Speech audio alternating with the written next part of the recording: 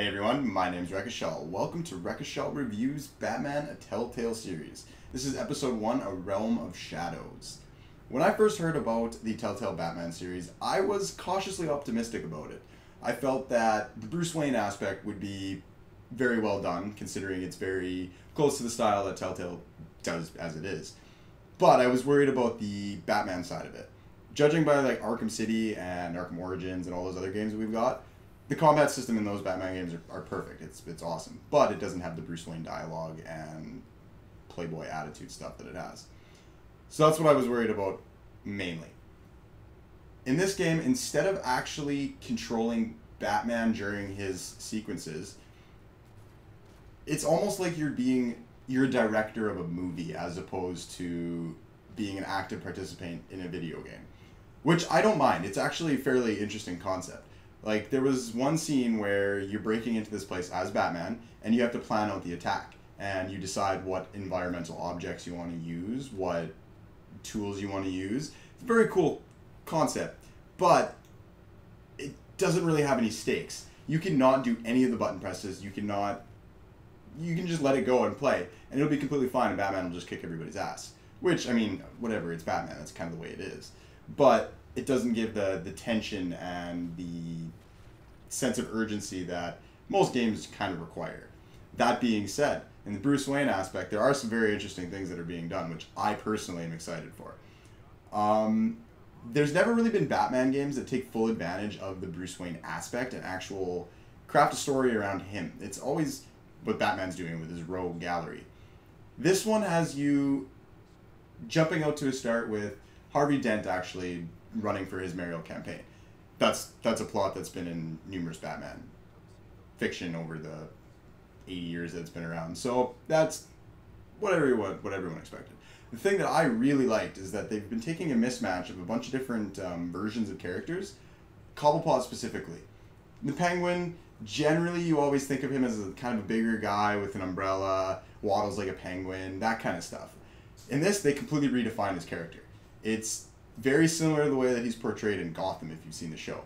He's skinnier, he's more athletic. He doesn't have the cripple aspect of Penguin from Gotham. He's actually kind of a badass. Like, I would like to see him and Batman go at it.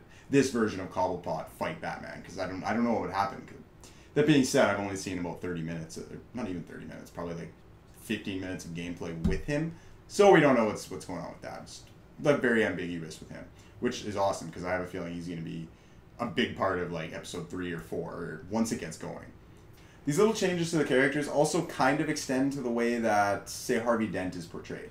I am actually curious whether or not Harvey Dent is going to make the transition into Two-Face within this universe, because it doesn't seem like he's the same kind of character that's in other fiction. He's not that charismatic DA that wants to change Gotham. Yes, he does, but as you'll see in the story, this isn't really a spoiler, but this has got to do with like the Carmine Falcone family, and there's some crime involved with this version of Harvey, which, if you know Harvey from the comics, he was completely self-righteous, that style of character, which is fine. So I guess we'll have to see where that goes in the future. So that's going to be interesting to find out. One of the real complaints that I have about the game, about episode 1 specifically, was I found Troy Baker's voice acting very stiff. He was great in Arkham Origins when he did Batman there. I believe that was Troy Baker. I'm like positive. And the Batman voice that he does in this one is great. Like it works perfectly. I just felt that his Bruce Wayne acting was very, very, very flat. There wasn't much emotion. It just, something felt off about it. Like he almost phoned it in, not quite, but it reminds me of how Peter Dinklage, when he first did Destiny, how it was passable, it worked, but it should have been better. It should have been better. Simple as that. And I mean, from Troy Baker, come on, we expect better. It's Troy Baker. He's like one of the best voice actors we have in the industry. It's just, come on, man. We know you're better than this. The game engine itself, the gameplay, the graphics, it's your typical Telltale look. It looks like a Telltale game. This is running on an updated version of their older technology, but Telltale, you need to make a new game engine.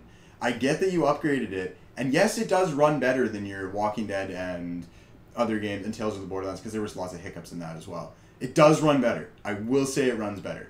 But I have a fairly powerful computer, and it dropping from 60 to 40 on high settings, not even ultra, that's not acceptable in 2016. I'm sorry. That is just... And I don't understand how Telltale's still getting a pass on this stuff. And I mean, it's not game-breaking. It's not, I will say, it's not game-breaking. It's just a little bit distracting.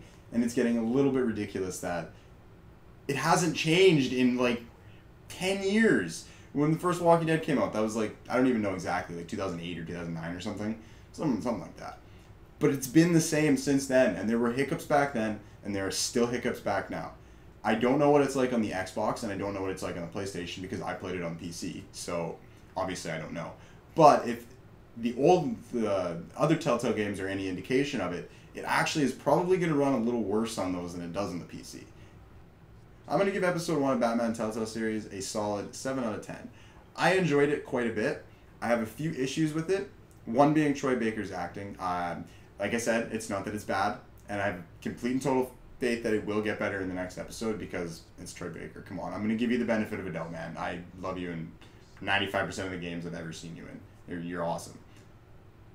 That, coupled with the fact that I know it's episode 1, so this is not... I can't really knock the game for it. We didn't get enough. We simply do not know enough about what's going on within this universe and where the story is going for me to give it a higher rating. That is not to say the game is not worth playing. Buy the game. You will enjoy it once all 5 episodes are out. There is no question that this will be a great series. The only issue is, at this moment, right now, looking at episode 1 specifically, I can only give it a 7 out of 10 because I wanted more. It comes down to the fact that I just wanted more. Call me greedy. I wanted more out of it. But other than that, great game. Pick it up. Loved it. Thank you all so much for watching. Have yourselves a great day, and I will see you all in the next episode. Later.